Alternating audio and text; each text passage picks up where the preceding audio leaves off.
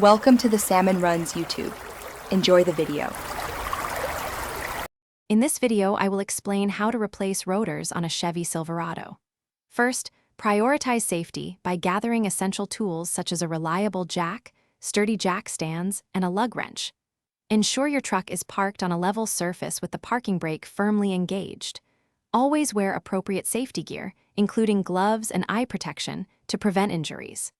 Before lifting the vehicle, loosen the lug nuts on the wheel you plan to work on, making the removal process much easier. Once your Silverado is safely supported, remove the wheel to expose the brake assembly. Next, locate and remove the two bolts holding the brake caliper in place. Gently slide the caliper off the rotor and use a bungee cord or wire to hang it securely, preventing strain on the brake line. Finally, remove the old rotor. Sometimes a few firm taps with a rubber mallet or hammer can help if it's stuck due to rust.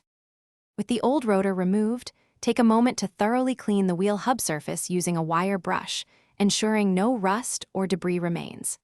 Now, carefully place the new rotor onto the wheel studs, making sure it sits perfectly flush against the hub. Reinstall the brake caliper, aligning it precisely over the new rotor. Finally, tighten the two caliper mounting bolts to the manufacturer's recommended torque specifications for secure installation.